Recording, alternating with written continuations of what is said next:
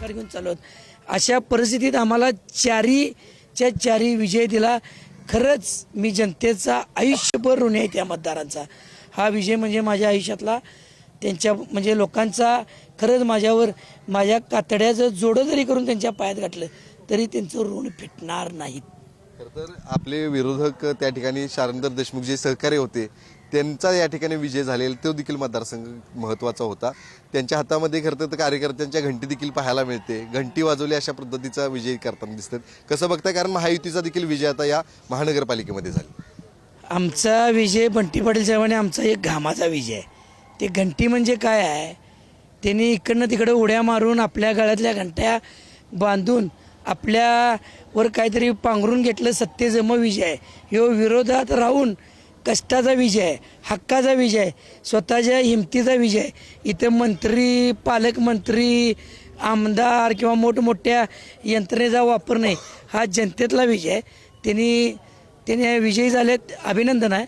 पण तो जरा विनयानं घ्यावा तो विजय. उगीच आपलं काहीतरी इतके दिवस ज्या बंटी साहेबांनी तुमचं सगळं सुकर केलं आता असं बदलून बोलण्यात काय बरोबर नाही आहे. खरं तर महायुतीचा मोठा विजय जो आहे तो या ठिकाणी झालेला आहे. कसा पाहता या सगळ्या विजयाकडं? बहुमताच्या दिशेने ते सगळे आता जाताना दिसतात. नाही, अजून काही निकाल येणं अपेक्षित आहे. मला नाही वाटत काँग्रेस बहुमतात येईल. नक्कीच. खरं तर काटकर होते, त्यांचं अभिनंदन. त्यांचे सर्वच लाटकर यांचं अभिनंदन. खरं तर त्यांची चारही प्रभागामधले सर्वच उमेदवार जे ते विजय झालेले आणि अर्थातच महायुतीचा त्या ठिकाणी मोठ्या प्रमाणात विजय. माझ्या मागे मॅन पॉवर होता, जनशक्ती होती. मोदीचा विजय, उद्धव बाळासाहेब ठाकरेंचा विजय, राजसाहेबांचा विजय. मैं ये देख रही हूँ कि यहाँ पर जो इन्होंने मुद्दा उठाया था मराठी का, वो कब नहीं था. यहाँ पर उद्धव साहब का एक ये था, जात गोत्र धर्म आमचा, शिवसेना शिवसेना शिवसेना. हे चल, ठाकरेंच्या शिवसेनेचे उमेदवार आहेत, त्यांचा विजय झालेला आहे आणि ते आपल्या सोबत आहेत. आपण जर बघितलं असाल तर रवींद्र वायकर यांच्या मुलीचा पराभव त्यांनी केलेला आहे. ताई, काय सांगाल? एक मिनिट, एक फोटो घेऊन द्या.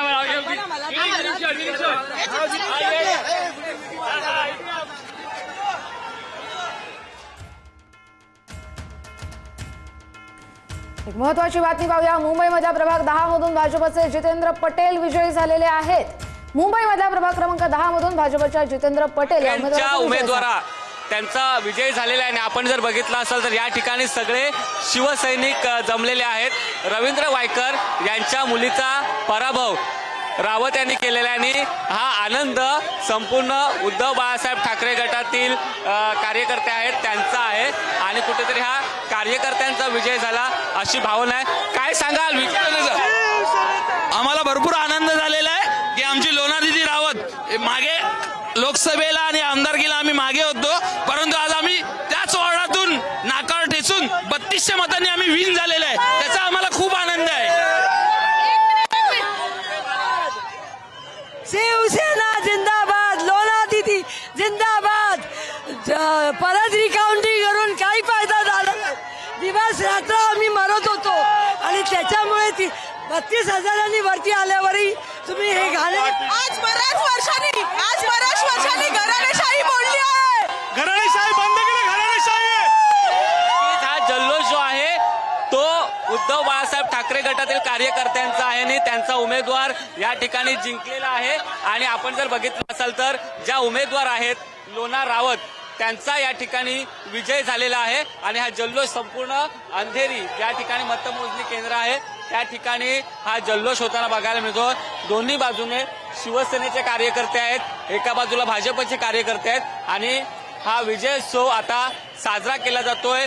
शिवसेनेचा हा मोठा विजय या ठिकाणी म्हणावा लागेल. रवींद्र वायकर यांच्या मुलीचा पराभव जो आहे तो उद्धव बाळासाहेब ठाकरे गटातील त्यांनी केलेला आहे.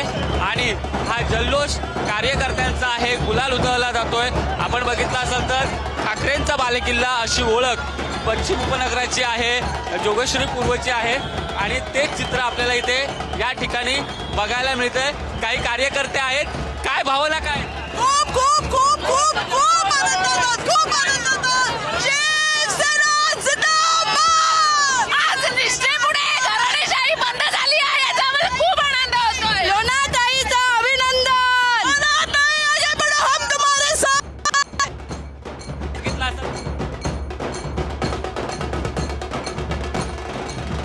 कार्यकर्त्यांचा उत्साह शिगेला पोहोचलेला आहे. त्यांच्या आपण दृश्य पाहतोय. गुलाल उधळला जातोय. ढोल ताशांच्या गजरात विजयी उमेदवारांचं अभिनंदन केलं जात आहे.